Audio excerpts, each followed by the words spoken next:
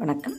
இன்றைக்கு பொருட்பாலில் புல்லறிவாண்மை என்கின்ற அதிகாரத்தில் முதல் குறள், அறிவின்மை இன்மையுள் இன்மை பிரிதின்மை இன்மையா வையாது உலகு.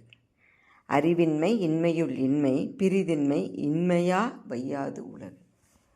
என்ன பொருள் அப்படின்னா எளிதில் புரிகிறது தான் இல்லையா? அறிவின்மை இன்மையுள் இன்மை. இன்மை அப்படின்னா நம்மக்கிட்ட இல்லாத பொருள். அறிவின்மை அப்படிங்கிறது தான் உண்மையான வறுமை.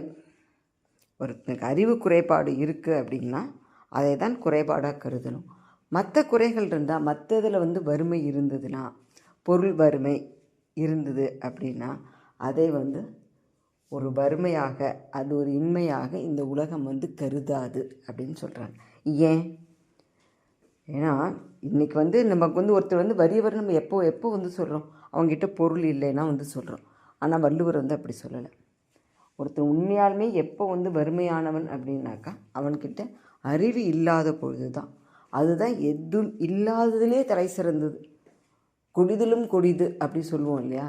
அதுவே கெட்டது. அந்த கெட்டதுலெல்லாம் கெட்டதுன்னா கெட்டதுக்கெல்லாம் தலைமை. அந்த மாதிரி இல்லாததுக்கெல்லாம் தலைமையானது எது அப்படின்னாக்கா அறிவின்மை தான்.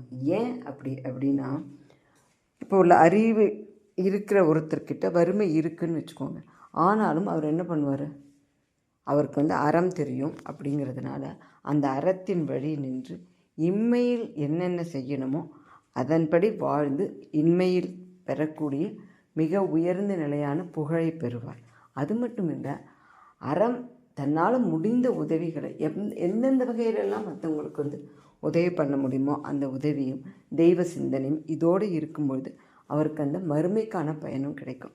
ஆக அறிவுடையவர்கள் பொருள் இன்மை காரணமாக அவர்கள் செய்ய வேண்டிய அறத்தை இம்மைக்கும் மறுமைக்கும் வேண்டிய அறத்தை செய்யாமல் இருக்க மாட்டார்கள். ஏன்னா அவர்களுக்கு அந்த அறிவு இருக்கிறதுனால எது நிலையானது எது உண்மையானது அப்படின்ற தெளிவு இருக்கிறதுனால அவங்க கண்டிப்பாக அதை செய்திருவாங்க. ஆனால் அறிவு இல்லாதவங்க கிட்ட அந்த பொருள் இருந்ததுனாக்கா அவங்க என்ன பண்ணுவாங்க? அந்த பொருளை வச்சு நல்லது பண்ணணும் அப்படின்ற அறிவு அவங்களுக்கு இருக்காது. அப்போ அந்த பொருள் என்ன தான் ஆகும்? அவங்கக்கிட்ட தேவையில்லாத விஷயங்களுக்கு பயன்பட்டு இம்மையில் சேர்க்க வேண்டிய புகழையும் சேர்த்து கொள்ள மாட்டார்கள். மறுமைக்கு பயன்படுகின்ற அறங்களையும் செய்ய மாட்டார்கள். 4 பேருக்கு உதவி செய்கிறது, சமுதாயத்துக்கு உதவி செய்கிறது, தேவைப்படுறவங்களுக்கு தேவையான விஷயங்கள் செய்து கொடுக்கறது, இந்த மாதிரி எந்த விஷயமும் அவங்களால செய்ய முடியாது.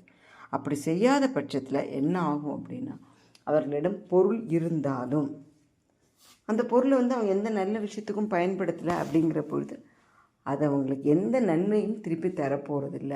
அது மட்டும் இல்லாமல் இம்மையிலையும் அவங்களுக்கு இறுதியில் துன்பத்தை தான் கொடுக்கும்.